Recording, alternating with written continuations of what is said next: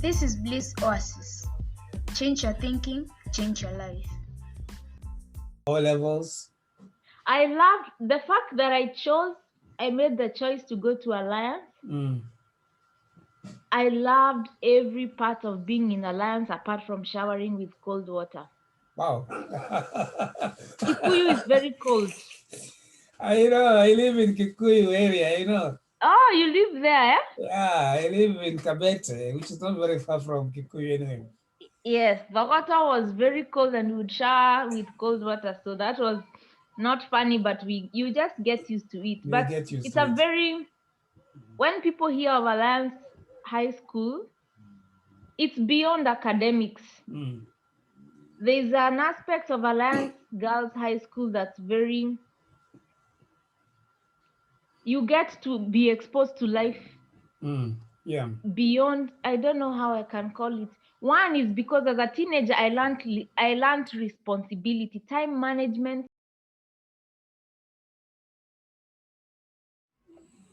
Hello and welcome to BLISS OASIS Africa podcasts. Our guest today at one time wished she could pluck off her head, off her shoulders, and throw it away due to massive depression that she was suffering from thousands of miles away from home.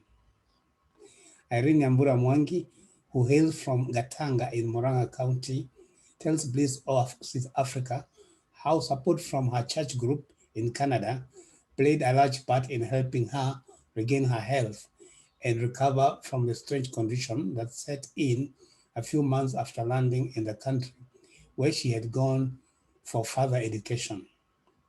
Welcome to the podcast. I'm your host, Patrick Ngugi. Our interview with Irene, which gives us the story of her life up to this moment, follows shortly. Please subscribe to this channel so that you won't miss future episodes. And now for this week's message. In this episode, we give fasts you need to do in order to cultivate good relationships. 1. Feel good fast. Being independently happy and determined to keep your own vibration high is a perfect platform to create great relationships. Feeling good is the most important thing. It comes from within. Number 2, self-love first. If you want others to love you, value and appreciate you, you must value and appreciate yourself first. 3, source first. When you improve your primary relationship with yourself, your inner being, source, or God, your other relationships will be harmonious. 4, think and thank. When you think of things to appreciate about others and express that appreciation often, you deepen and sweeten your connections. 5, focus on positive aspects. When you do this, others will display more of the same, at least with you. Number 6, tell a new story. Free yourself from past hurts and painful memories by telling about relationships the way you want them to be. Thank you. And now let's go to Irene's story. Welcome. Welcome again to BLISS OASIS Africa, where we go out there to tell an untold story of ordinary Kenyans. And today we are lucky, we are privileged to have Irene Nyambura. Some of you who are on Facebook may be her friend as Irene Kosage or something like that, but she may mention about that later on as we go. During my days in Nanyuki about 5 years ago is when I met Irene, because she used to contribute to a newspaper, which I used to do. We met briefly, she did a few articles, which were quite, well, exciting. But then we lost touch. And when I met again her the other day on Facebook, she told me in Canada. Irene, welcome to the show and tell us, what are you doing in Canada before we Thank go you on? very much, Patrick. Yeah. Yes, as you have said, my name is Irene Nyambura. Yes. But on Facebook, most people know me as Irene's concierge. And Yes, I had a page called Tujadili, which was based on my blog, Yes. just talking about a couple of things. Yeah, I feel honored to be a guest at your podcast. It's exciting. My love for our people, for Kenya, for Africa has never changed since those days in Nanyuki. And if you can remember well, I used to focus on youth ideas, which is Yes. still my passion, Yes. young people. So thank Yes. you very much for inviting me. Karibu sana. As I mentioned, I left Nanyuki, came back to Kiambu and Nairobi to do other things. Okay. And just before we started the show, you told me you left Nanyuki around the same time. Where did you Yes. go before you went to Canada? Because we know you are now in Canada. Yes. So what happened is I was working in Nanyuki for a year as a environmental communication consultant. Yeah. So there was a chance for me to continue working in the place where I was working, because environmental communication is a very exciting area of communication. I loved it. Mm.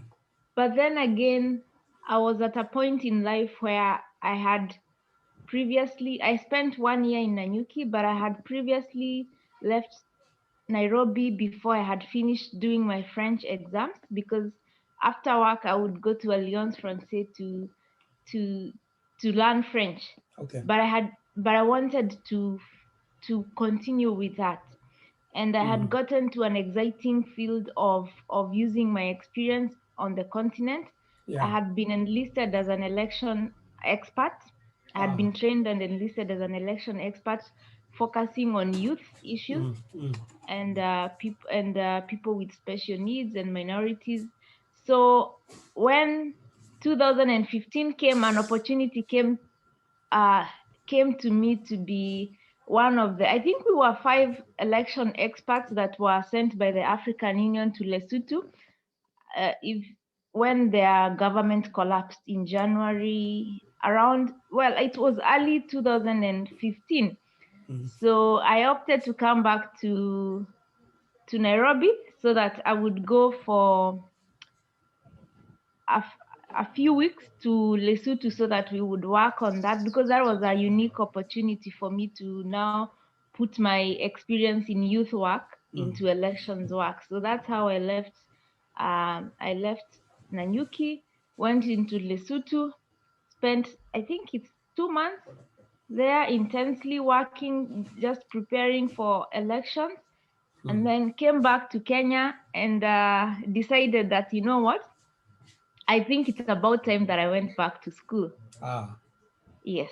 So now, before you go, that's how I found myself in Canada. All right. But Yeah. before you go there, in Lesotho, you are an election expert. What exactly were you doing with the youth over there? There's a lot of work that goes on before elections happen, before people go into voting. Yeah. So for the case of Lesotho, what happened is that the government collapsed. So the African Union quickly assembled a team of experts to go there, to do interviews, to do research, to report back to Addis Ababa about what was happening. Okay. And that sort of informs the election process. All right. Way before it happens, and also because it was actually something that was being done really fast. Okay. Yeah. So yeah, we were just, I think we were. So I was the only woman. That's all I remember, that I was the only woman in the team. So I had to focus really on minority issues and youth issues, and also as the only woman, also look more beyond what are the women's representation. So issues. were you working with the youth over there, or was it in general about elections? It was general around elections, but what they do is they send experts, because election covers a whole. There are many themes in an election. Yes. There is persons with disability. There is underrepresented persons. There is a lot of things. Civil society. There is also youth. How are youth participating in election? Because in most African countries, the youth are just in elections. They're just seen as numbers, or people who attend campaigns. But in this case, you have to see what's their unique position in terms of elections, because they can participate, they vote, yes, they do participate in campaigns. Yes. When it comes to violence, they are adversely mentioned in many places, but they're underrepresented. Sure. So because my previous work experience, like in many years ago, had been on youth on the continent. So that's how I was now able to come in and put my expertise on working with young people and seeing more beyond their participation, but also representation in terms of youth, in order to prepare reports and just prepare for elections. So you are there for 1 year? No, months before the months. election. Yeah, months before elections, yeah. Okay. And then after that is when you came back to Kenya, and then you went to Canada immediately, or what happened in between? I didn't come to Canada immediately. That's now 2015. In 2015, I was bit of consultancies. There's some work that I have always done online for an NGO called Global Integrity. It's in Washington, DC. So that's what I was doing for them. Global Integrity collects the data for there's an index that is usually produced every year by the Mo Ibrahim Foundation. It's called the Africa Integrity Index. It focuses on governance and various themes of governance. So I was just doing some online work for Global Integrity for the 2015 Africa Integrity Index. Again, focusing on political and civil rights, human rights, and then biashara kidogo na hapa as a Nairobi woman, because there are some other hobbies that I have that are not really political or now tell us. Right. I still don't want us to rush to Canada. Yeah, okay. I need you to tell us now. You just mentioned the biashara kidogo here as a Nairobi woman. Are you a Nairobian? Are you born in Nairobi, or where do you come from? No, I wasn't born in Nairobi. I came to work in Nairobi. Mimi Nairobi nilikuja kupitia when I was going to high school. That's the first time I come from Gatanga constituency in Muranga County. Yeah, Gatanga. Yes. Okay, kule kuna wanamuziki mob. Yes, we have so many musicians. Most musicians from Central Kenya come from Gatanga. Actually, one of my cousins is a musician. Oh. Yeah. That's good. Anaitwa nani? Labda tunamjua ama ni wa pale mashinani. Her name is Jerry Gatanga. She's very well good. Yes. Oh, that's nice. That's nice. Yeah. So mtamsalimia. Na umwambie tunataka kuja BLISS OASIS. That would be awesome actually. I'll talk to her. Mwambie nitafute. Sawa. Now, you were born in Gatanga. Did you go to school there? Where did you go to high school, college, and so on? Okay, I come from a village called Kehubwine. So I went to, as obvious during those days, in the 90s, you go to your nearest school. Yes. So I went to Kehubwine Primary School. Yeah. From class 1 up to class 4. But the quality of education that time in our area wasn't very good. So my parents, being teachers, felt that I could do better if they took me to a different school. Okay. So I went and studied. I went now and studied in Muranga County, Baricho, at a school called St. Agnes Primary School. That's where I went now from. I had to repeat class 4 up to class 8. Okay. Yeah. Then you went to high school. Oh yes, from Kirinyaga, I have really moved in this country of Kenya. From Kirinyaga, I went to my dream school, which was not my parents' dream school. Which one was this? And my parents wanted me to attend Loreto High School in Muru, because that's where my mom studied for her A-levels. Okay. But because the school where I was a school run by nuns, and I wasn't really a good friend of the nuns. Where? In the primary school? Yes. Okay. So on visiting day at primary school, my parents helped me fill in the school's and we would fill that neck form with pencil.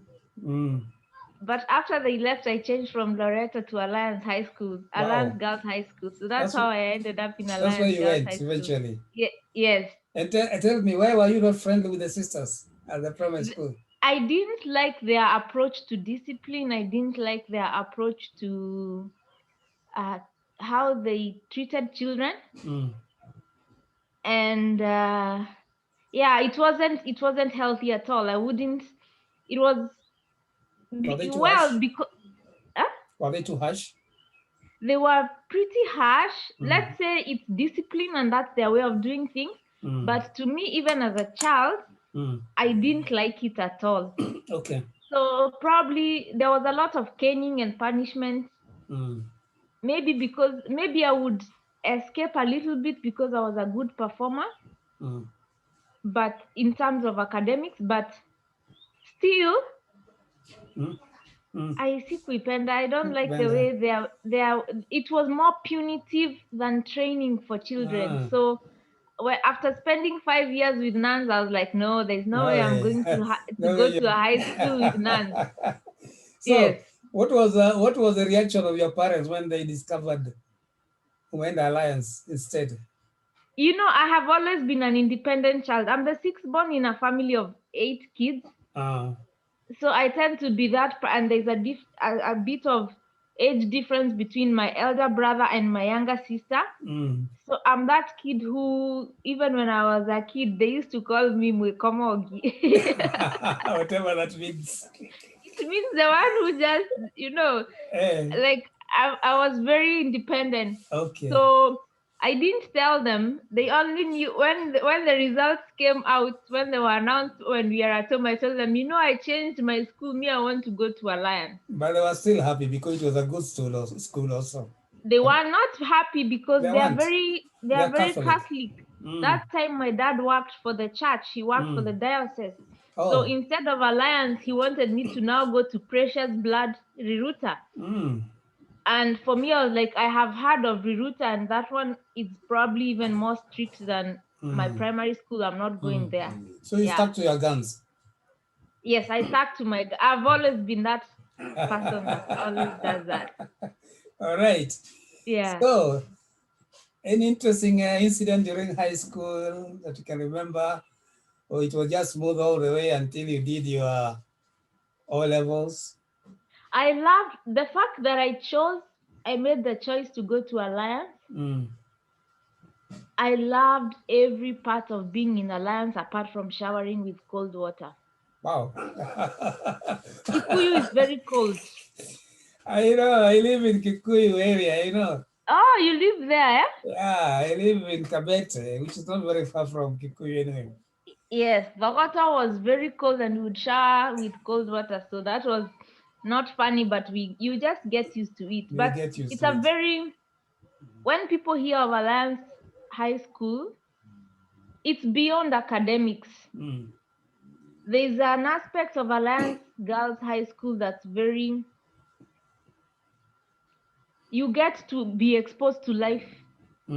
Yeah. Beyond, I don't know how I can call it.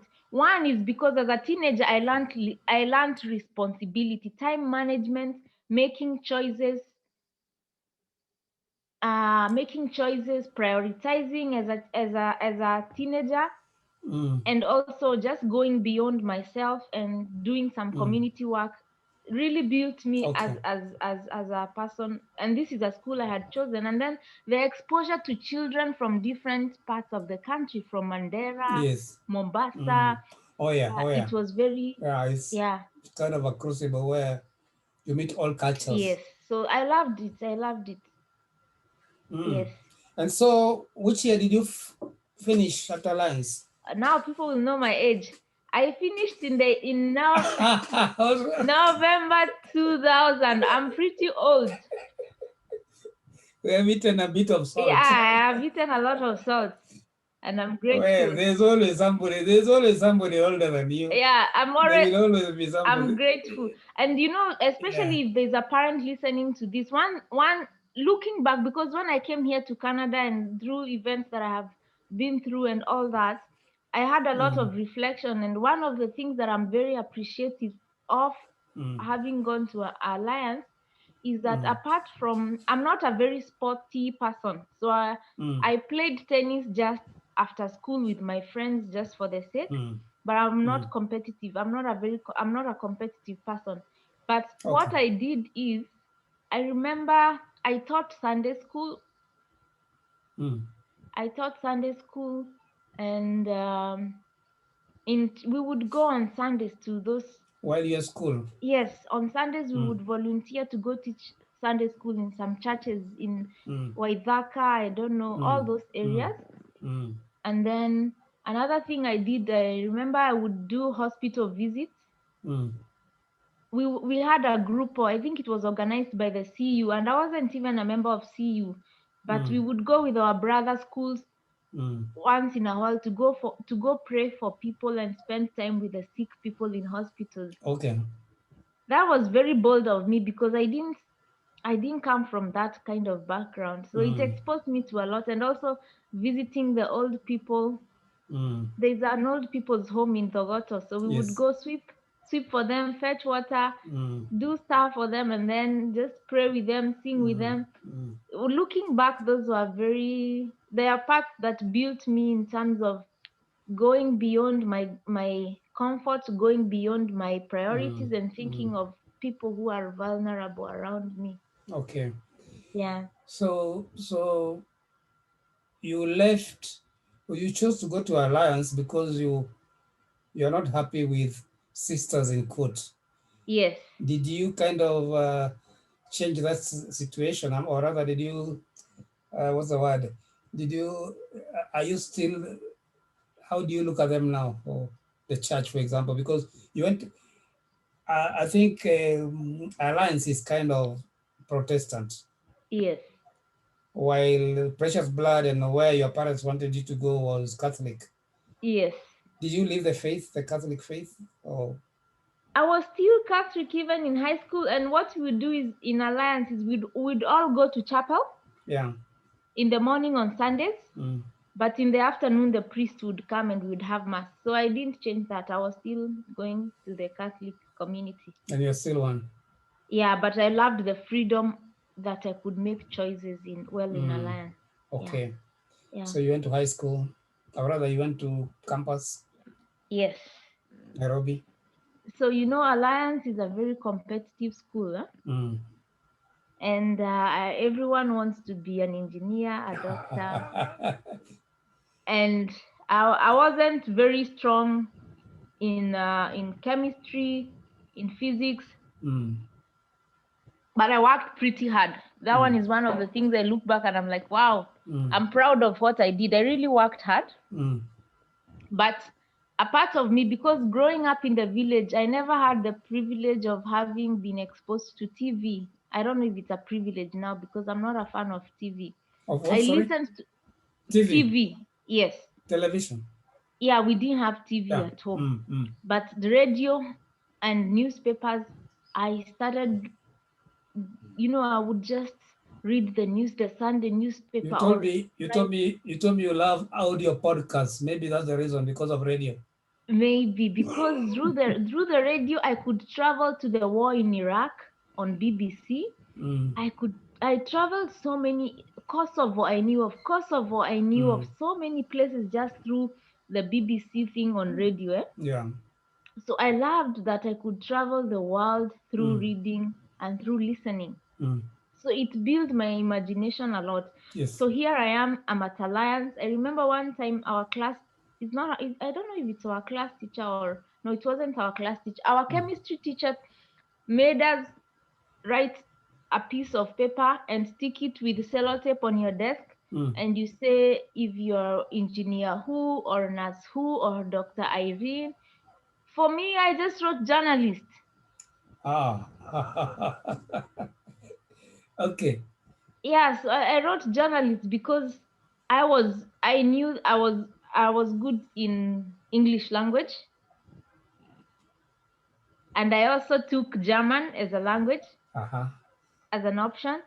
So for me, I was adamant that I want to I want to go into the media. I want to be a journalist. I want to tell stories of life that I get to hear on BBC. BBC, I think it's BBC Africa, right? Yes. And when now later on we had electricity back at home and we had like a small black and white TV, I never missed Reuters Africa Journal. It used to be, I think, on KTN, right? Yeah. It had Udwak Amimo and somebody else. Yeah, I remember. Reuters Africa Journal. That made me travel to Africa. I just loved that idea of just being able. They're reporting from Cote d'Ivoire when there was issues in Cote d'Ivoire. So I was like, I want to be a journalist. I want to go into the media. I used to go read newspapers in the library at school. Okay. So by the time we are finishing high school, I am now determined to go into journalism, but I didn't know any school that was offering journalism. And how it appeared in the university choices, the only public university that was offering journalism was Maseno University.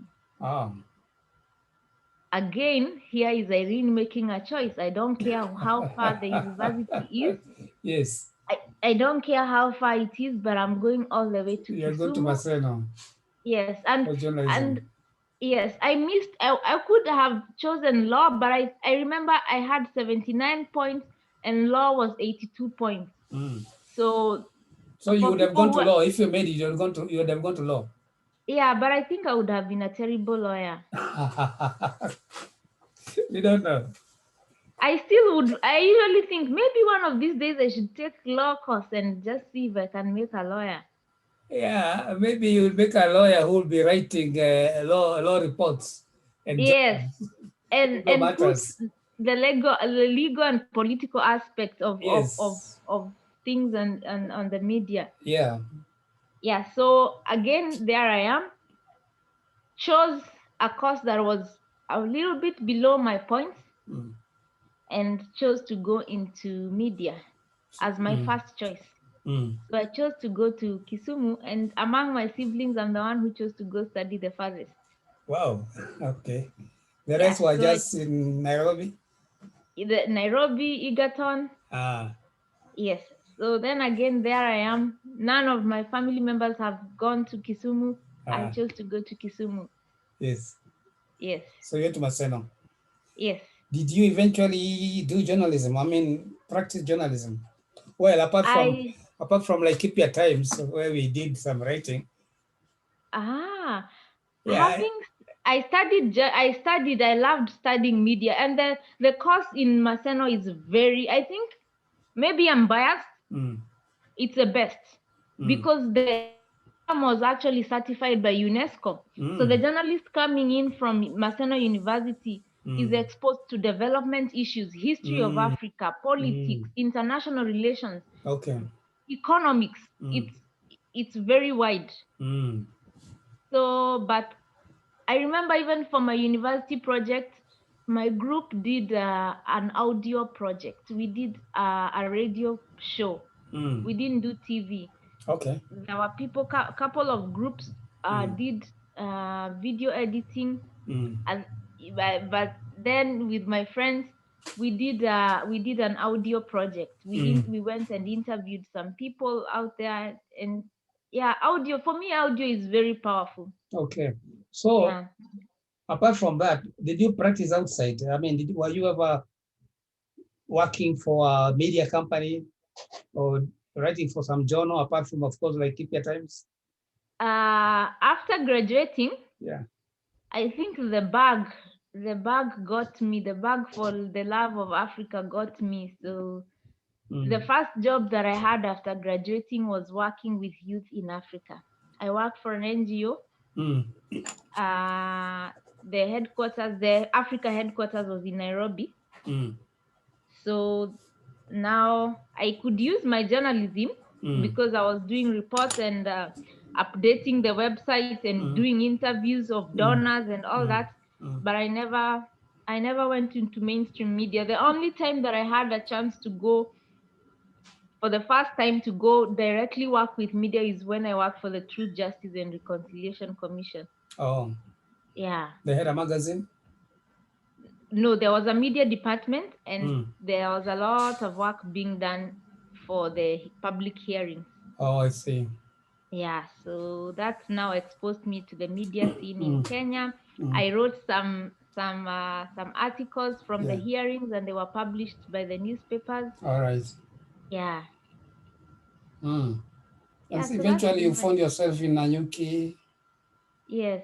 How I found myself in Nanyuki is way later on. After TJRC, I had done a couple of projects on we were working on security reforms in Kenya. Yeah, I worked with a very good boss. After that, I went to Nanyuki, did the environmental communication consultancy. Then at one point I felt that, you know what, I need to go back to school now. With the various experiences that I have, especially the TJRC experience, it impacted me a lot on realizing the issues affecting our country. So I chose to study development and peace building. Okay. That's how I was able to use my experiences in election work in Africa, my experiences in working with youth, my experiences on working with the TJRC to now see, you know what? I think the best masters that I can work on is on peace and development. Yeah, that's how I landed in Canada. Oh, Yeah. Canada. There was a job. Tell us about your move to Canada. What are you doing in Canada, for example? I came here to study. I came here in 2016 to study. I was on a scholarship. I finished. I graduated. But then when it came, having studied peace and development, there are more jobs in Africa on that, working on that. But my main focus when I came to here to study, most of my projects focused on indigenous people. Remember, Canada also had a Truth and Reconciliation Commission. So my focus was on that process. There are recommendations of the Truth and Reconciliation Commission of Canada, and just looking at what's the progress being made in terms of implementation of those recommendations for the indigenous people of Canada. But that's more of non-profit or government work. That's possibility of working in those areas. But then again, as an international student, and the options sometimes are a bit limited. So after I graduated, I found myself, yes, it's the city where a lot of reconciliation work has to happen, because I live in Manitoba in the prairies, Western Canada. And the city where I am in Winnipeg is where a lot of reconciliation work. It has the highest population of indigenous people. These are what we call the Red Indians? Yeah, but that term is considered to be a derogatory term. Because it was Columbus who thought they were Indians when he discovered America. Yeah, they still have an act called the Indian Act, which is, for me, it should be changed the name, because they're not Indians. So what do you call them? These people actually have communities like Kikuyu, Masai, whatever.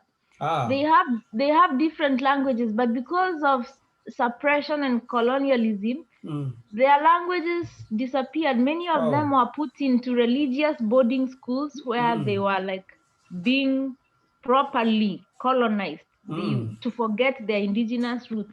So it's right now that they are trying to teach the young ones their various languages. So they actually have communities. There is Ojibwe and all that. So they have languages like us, but because of colonialism, they are now put into one group. And also, what's the size of the population compared to the rest of other Canadians? Is it a minority, or are they many? are visible minority, that's what they are called. Mm. But well, I'm also a visible minority. But Canada is very multicultural, so Yeah. everyone can be Canadian. But the city where I am, there are huge population. Mm. They have a lot of projects and all that. And I used to use data from Statistics Canada when working on my graduate studies, but I really can't remember the numbers. Mm. But I know that in Winnipeg, where I am, that's the city with the highest number of Indigenous people. Yeah. And they speak French. The Indigenous, they include the Indigenous also include the Métis, the people who married between the whites and the Indigenous. Mm. They consider themselves to be different. They are called the Métis. Mm. And there's also the Inuit. The Inuit are the ones who live the colonialists call them Eskimos. That's also derogatory. They are called Inuit. They live in the north or the North Pole. So yeah, there are various groups, and it's actually interesting interacting with them because you see that there are so many things they do that are very similar to Africans. Yeah. Such as what? Their crafts, their music, their idea of family setup is very extended and very communal. Yeah, so I hope in the it is believed future. it's believed that the whole globe was one big continent. Yes. And it got split up, and therefore some of the communities might have separated and took their own cultural stuff. Yeah, many thousands of years ago. Yeah. Yeah. So I guess your study of French helped you when you came to Canada, because it's also a Canadian or French-speaking country. Yes, officially Canada is bilingual. Yeah. There's one province which is fully French, which is Quebec. But I lost a lot of my French when I came here. I'm embarrassed to say that. Because you speak French, you speak English there. Because I speak English, my work is in English, my studies was in English. You should have to be taken. You should have to be taken to Quebec. I should have more French-speaking friends. Yeah, possibly. Now, there is something, I don't know whether this is the nice place to put it. There's something you are telling me about some challenges you had, and which would I say, well, you were cured, or you kind of gotten better of it through some miraculous way? Yeah, maybe yes. You can share that with us. When I came here, what happened is that the winters here are long. They're like half of the year is winter. So, and winter is not just the cold, there's also the absence of sunshine in winter. So, like the days, the hours of the day become shorter during winter. Yes, and the nights are longer. I think, yeah, the nights are longer. So I think from a continuous exposure to that and that kind of change, coming from Nairobi, and here I am working part-time. I'm also studying full-time I'm studying as full-time as a student. I think that adjustment had a toll on my mind and my body, but I didn't know. So over time, I developed seasonal depression and anxiety.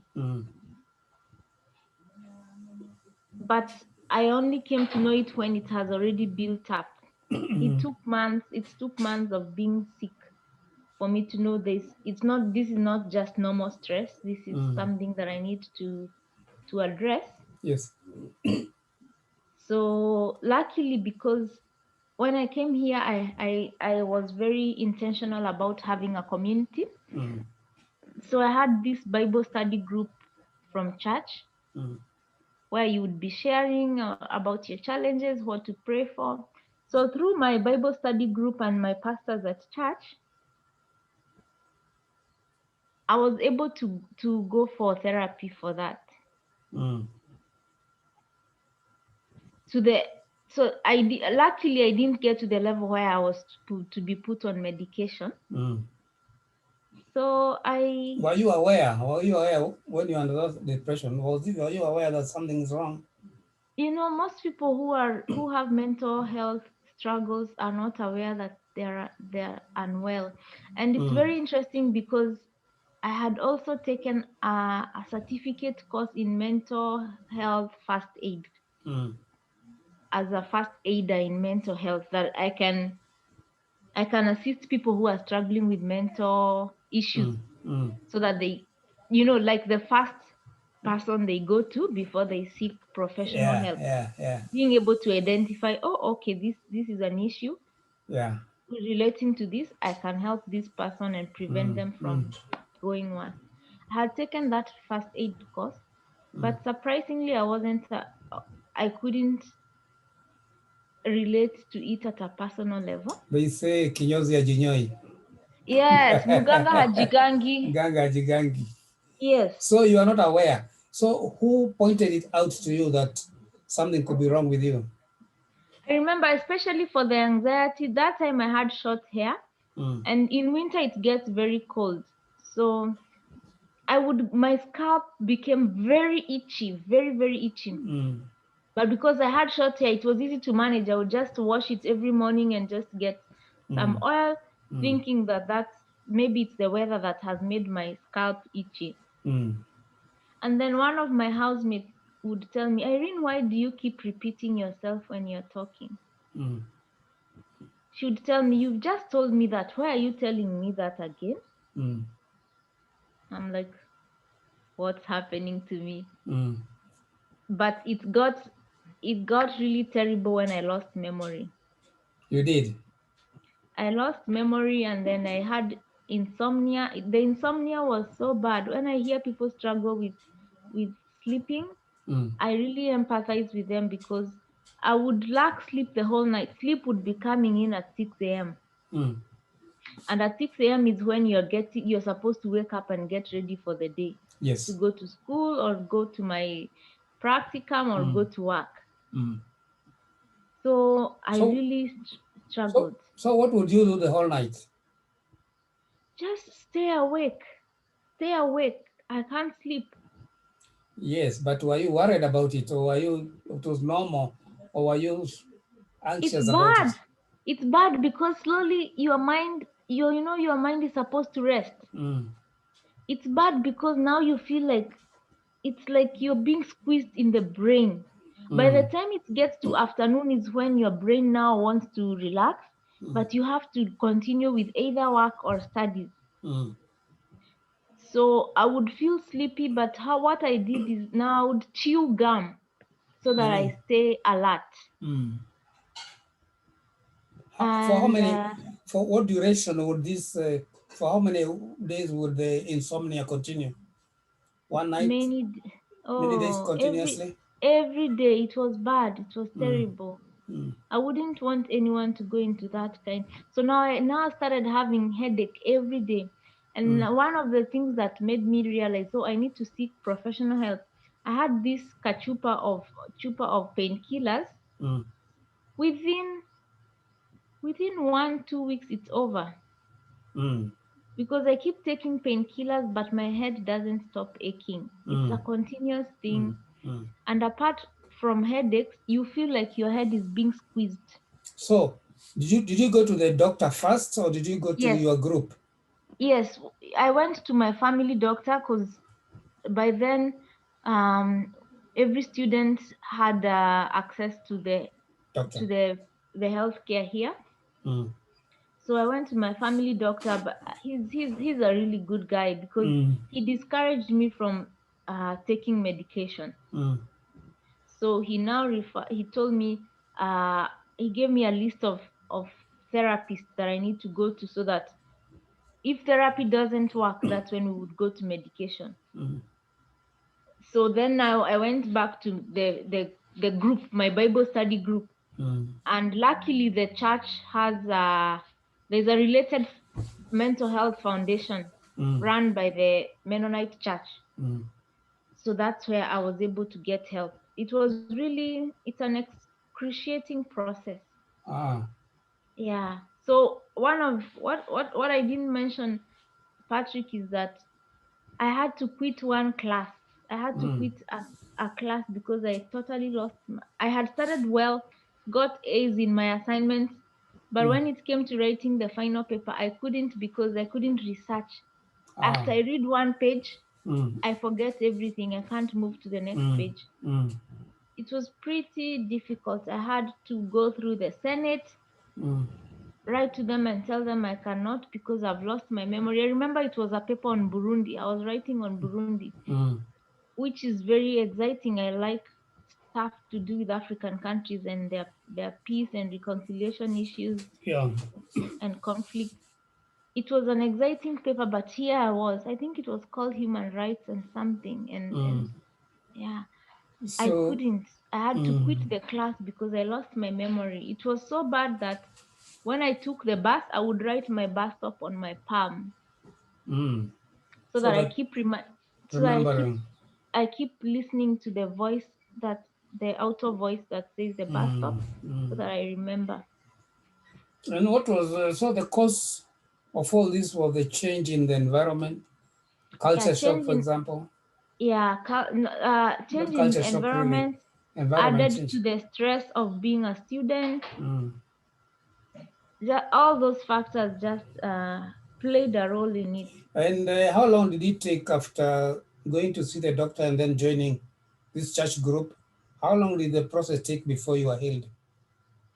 You know, church has always been a part of me. It was part of my intention to be in a Bible study group because we'd go have scripture sharing and also share on life, have barbecue, you know, you belong. Yes. So they came in as part of the community network that helped me. So I continued being part of the group. I can't remember how many months I went through therapy, maybe 3 months. Yeah, I would go every week for therapy, probably for 3 months. And now I was able to come to terms that, you know what, I had to drop the course and take some time off. I would even forget the days of the week. I would go to class on the day that is not supposed to be and find the class empty. But the memory is back because you remember today we had an disappointment. No, that's a long time ago. That's in 2018. It was 3 years ago. It's like it's about 3 years ago. Yes, it's like just slowly I came back, and for a long time I couldn't even talk about it because I would just start bawling and crying when I remember the pain of. That's why I think we need to create more awareness about mental health struggles and illnesses. Yeah. Okay, so you are totally out of it now. You're okay now. You're cured. Yeah, so for some time I used to develop anxiety and panic attacks way after I graduated, especially like it would just come suddenly when I'm at my place of work. Then I would go to the bathroom, stretch my hands because my hand would go numb. But slowly because the therapist had given me like ways to cope, I used them, and slowly I just balanced my life. Yeah, I balanced my life. After graduating, I went, as a student, you only work 20 hours per week. So I was still... That is at Maseno? Here in Canada. In Canada, here in Canada. Here. There in Canada. Yes, here in Canada. I'm in Quebec and I'm saying here in Canada. Okay, there in Canada. Yeah, yes. So when did you start working? How long have you been working? As you know, here, because you have to cater for your bills, you still work part-time as a student. So I started working for this food delivery app in their operations office when I was still a student. So after I graduated, the opportunity came to be a full-time worker. So that's where I still am. I think so far it's my longest employer Okay. Do you still in work my with the other career. NGO? I don't have in no currently, just probably later on I'll move to my field of studies, but for Ah, now I'm still working in operations, working for a food delivery app. oh, that's good. So, thank you very much for coming to Bliss Oasis. It's already 45 minutes gone. And maybe, Oh, yeah, and maybe you have like a message, a final message to tell your Facebook page friends, your Kenyan friends, and anybody else. so I think for me, what I would do is to encourage people in life. I am that person who doesn't have because I've been in social sciences, right? Mm. You can't say that yes, as a journalist, I have specialized in journalism. I have always been this person who is excited about new things in life. Yes, yes. But, and I would encourage people not to be discouraged by their circumstances. Explore the world is there for us to explore. Mm. So look for opportunities and balance life.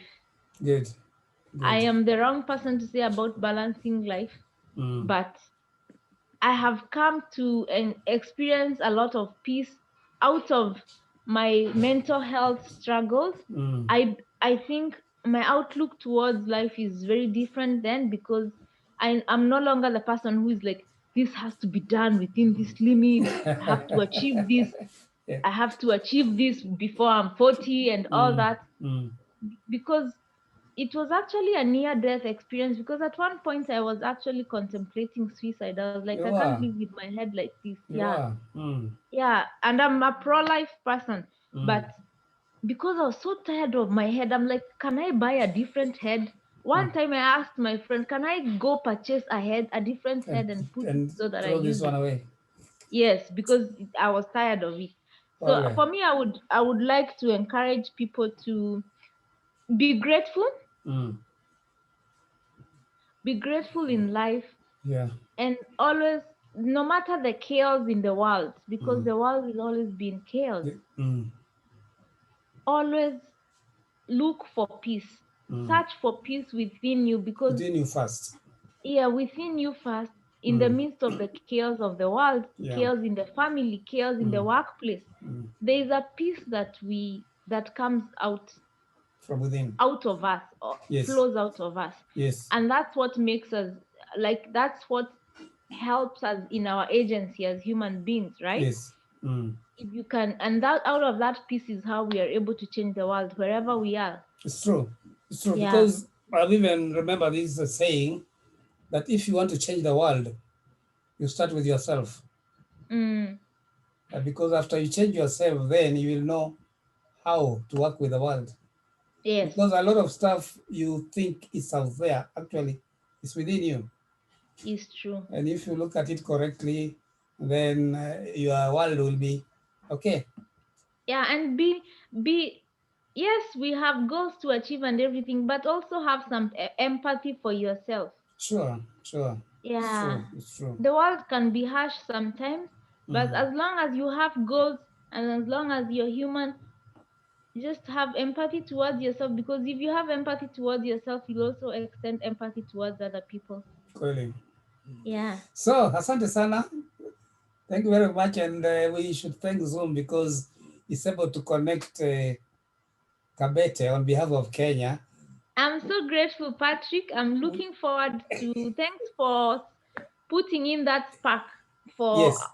for doing podcasts. I listen to a lot of podcasts because I'm not a TV person. Okay. But there's not enough content coming from our continent So we on have to do on the something podcast. about that. Yes, We have to let's do something celebrate about our that. African lives. Let's produce content, because for me, I am into there are so many people that can I consider myself just as another guest in your. There are people So with a lot of indigenous knowledge that is not known by the world that you could bring on there you your are. There you are, podcast. particularly your cousin. Did you say she's your Yes. cousin, the singer? Yes, and she sings in Kikuyu, so I'll ask her if she can Tell be her to look featured. for me. Give her my contact. Okay, sure. Thank you very much, Yeah, asante Patrick. sana Irene Nyambura, also known as Irene Kosiji. Is that the right? Irene's Concierge. It's actually a registered business name in Irene's Kenya. Concierge. Yeah, so Yeah. thank you very much. It was a pleasure having you on my show. And we'll continue communicating through other areas and maybe on your podcast, because I know you're going to start one very soon. I will. I promise I will. Yeah, thank you very much. Kwaheri. Okay, asante sana Patrick, and God bless you. God bless you. Tazidi kuonana. Okay, bye.